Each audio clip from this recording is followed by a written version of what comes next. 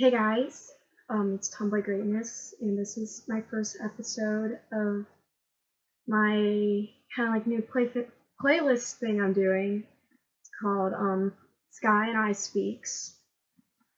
I'm teaming up with another person on Instagram named Skyflix21, and we are going to speak on the topic of self-harm and suicide awareness kind of ideas and help it out. This guy's not like here, but I'm hoping he's gonna start doing his stuff soon as well. I'm just gonna start off here. Again, my Instagram is Lost Heartbreak Wander, but I go under the stage name of, you can call me Koi, because that's my stage name. So I am here today to talk about how suicide is perceived and like suicidal thoughts and people with depression and how they are viewed by different parts, of social groups and how society deals with it. Society does not do a particularly good job of teaching our children that this is a real problem. People brush it off as, oh, you're going through a hard time, you're not depressed, why are you complaining so much? You don't have any problem. But the truth is that it is a very real thing, and I feel like that's a major oversight that people want to ignore, So it just, it is a real problem, and we have to start noticing that, because we've been avoiding the fact that it is a real problem, or you just kind of brush it off, and that ends up causing big problems because it actually is a real problem, and we need to start disregarding it as just a hard time, something to go through. And with depression just not being, it can be a genetic thing. It can be passed on from a mom to a daughter, a mom to a son. It just, or else it can occur, and sometimes people have hard times dealing with that new situation when they learn someone is like that, or they see cuts on someone's wrist for the first time.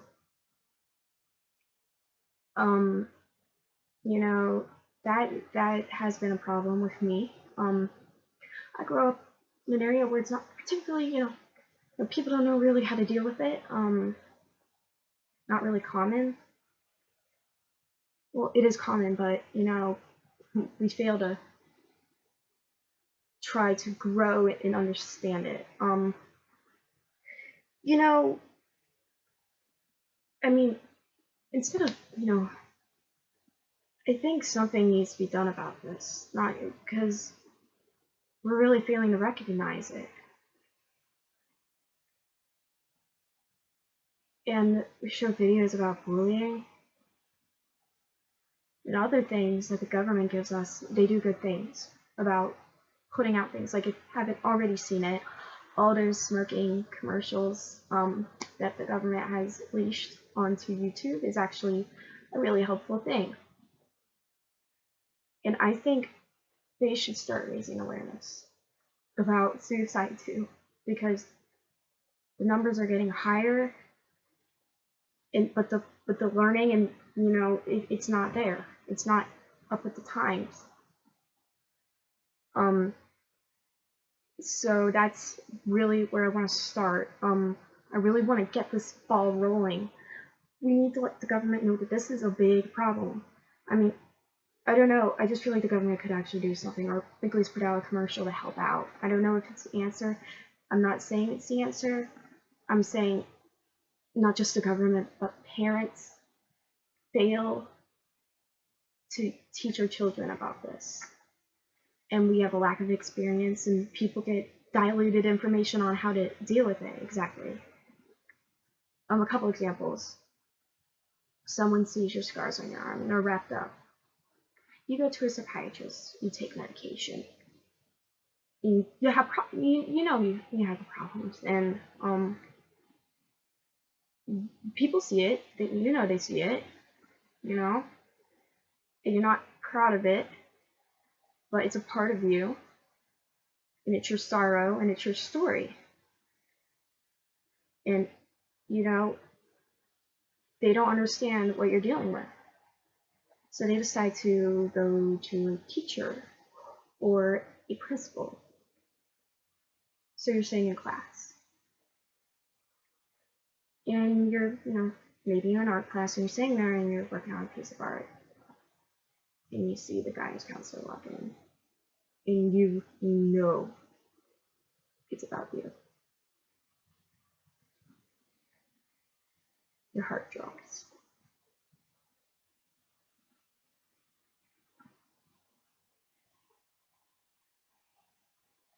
They come in with a smile. And you bury your face in your computer screen, acting like you're not there. Try not to catch his eye or, acknowledge that he's there. But he calls your name and you hear it. Coy, can you speak? You slowly stand up and, okay, I feel like you're about to throw. You feel betrayal. You're embarrassed. And it encourages everything because you just notice how so many people don't understand you.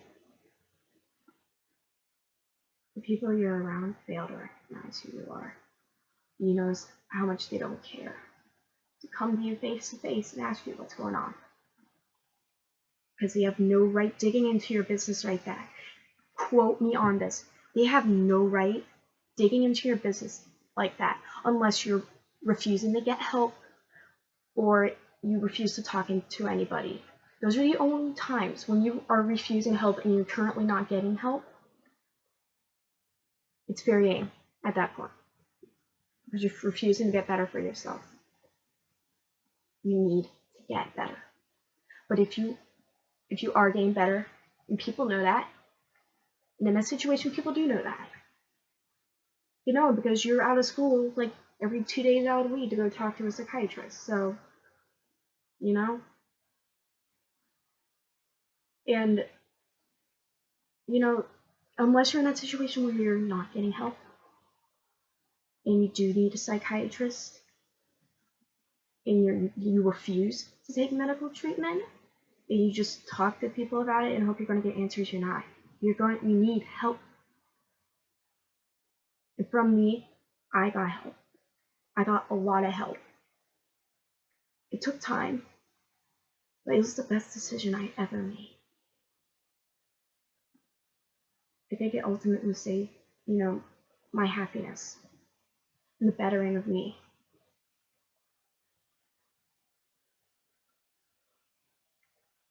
And yeah, okay, continue on. You stand up and he pulls you aside and you sit in a room and your wrist is wrapped up in white tape. And he sits down with you. And he's like, okay, Coy, let's manage that. You doing okay? You're like, yeah, I'm doing fine, okay?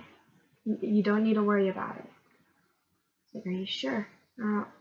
And all that's running through your mind is like, who's snitching? Who's not coming to me about this? This is ridiculous. You need to come to me about problems. If you think there's something wrong, come to me. Am I really that unapproachable? But you lie. But you have to lie for what's right.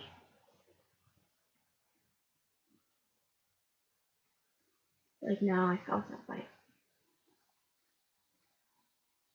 It's like, can I see them? And I'm like, no. There's a reason they're bandaged.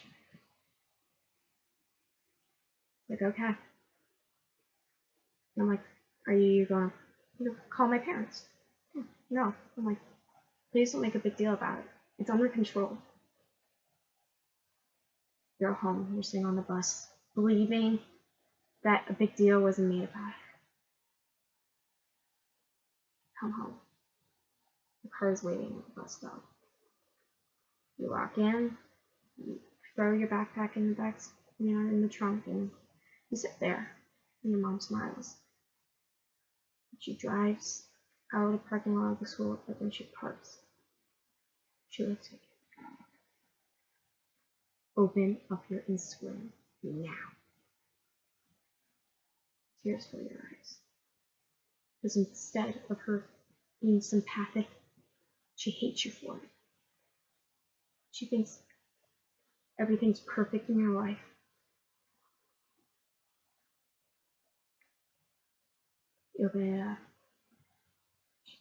She's totally lashing out on you. She rips off your band-aids and your undercuts.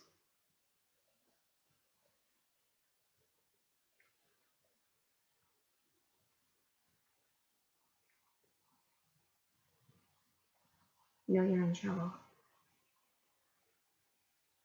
But you shouldn't be in trouble. It happens. And there's no reason for you to be grounded or in any kind get your phone taken away or your laptop or have your privacy restricted because of this. Your parents should be getting you help because they see it. Not lashing out at you. If that is happening to you at your home, that needs to change now. That is not the right way to deal with this. You need, especially your parents, they fail to want to learn and just punish because that's all they know. Punishing will not help your child. It'll make them feel worse and it'll encourage them to cut more.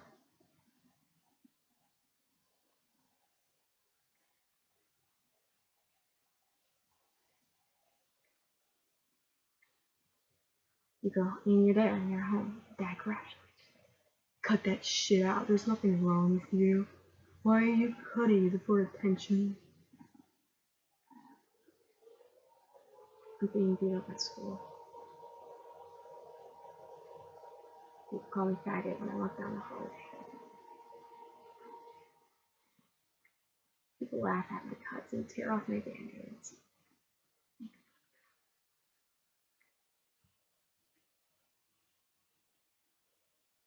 Scream in the hallway how worthless I am. I sit alone at lunch.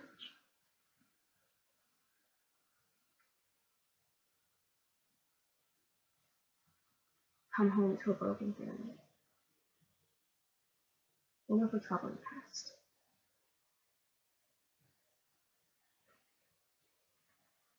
So tell me, am I being?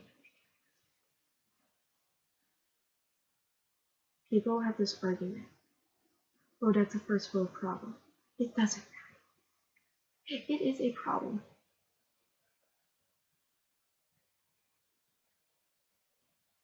That's not an excuse. That is not what you say. You get that person help and you talk to them about what's going on. You need to be man enough to do that for them. You gotta be human enough to understand that face-to-face contact about those things is the most important thing. Because that's a respect thing. It's not just a thing, it's respect. It's dignity. You fail to show yourself. You hide behind a curtain because you know you did something wrong. Because you fail to do what's right. And you know it's right, but you just don't want to do it because it's hard.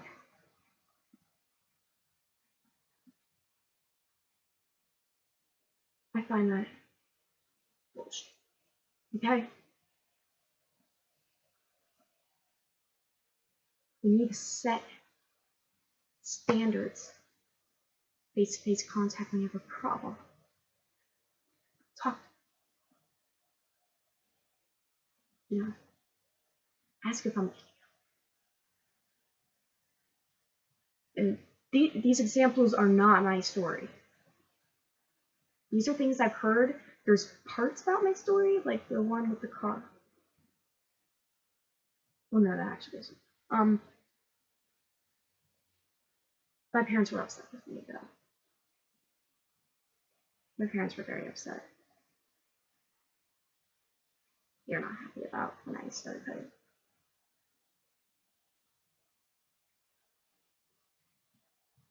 But those examples, that story is compilations of real things that happen to people that deal with it.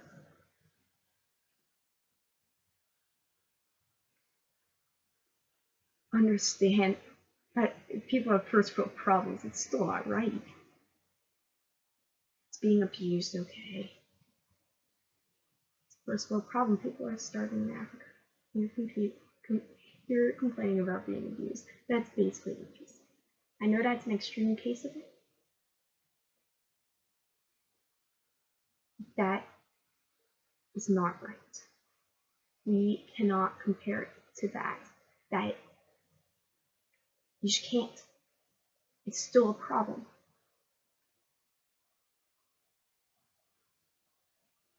The things you should never say to someone that's cutting is just, hey, stop. You have to work with them. Be careful.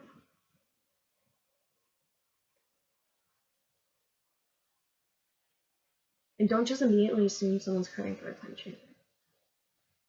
You'll eventually understand or know they're cutting for attention.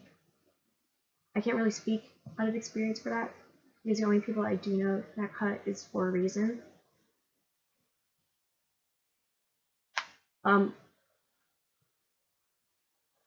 But there's a lot of things to say about this. So on the parent side, parents don't really understand this. This is a whole new thing for them the first time they experience it.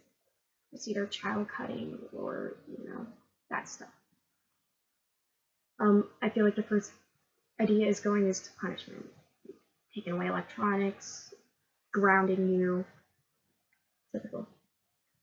That's how I feel. That's like what I've gathered, that is the most common reaction to when something, when that happens.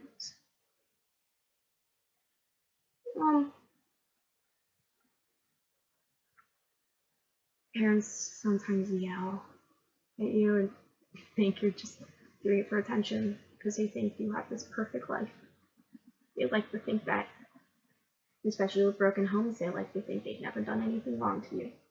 But they have. They know they have. But they think you're a wimp for not dealing with their abuse.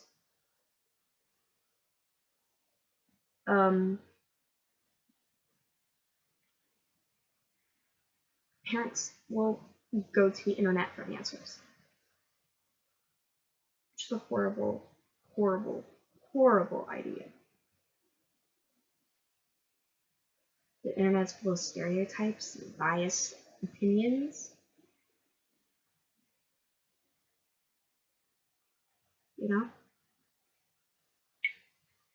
So I don't think those are really trustable sources to go to.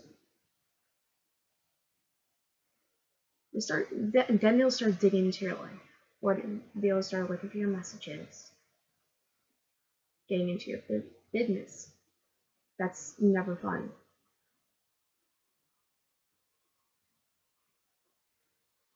It's not right. That's not what they should be doing. They should be getting you help. Telling you it's okay if you don't want to talk to us. But you need to talk to somebody, and let's start taking the right steps to moving forward through this. So unless you're happy, I'm not going to get into your life, but you have to talk to someone about it, and we're going to get you help. We're going to make it all right. You just need to give us the information we need to know to make it right.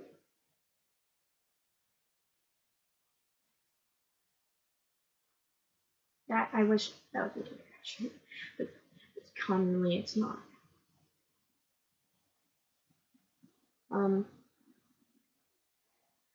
So there's a lot to this, and I'm actually kind of running out of time for this episode, but I love you guys. I'm pretty sure I'll be making another one right after this. I just want to end this episode here because we're coming up on 20 minutes. So okay guys, I love you. Join the greatness. Bye bye.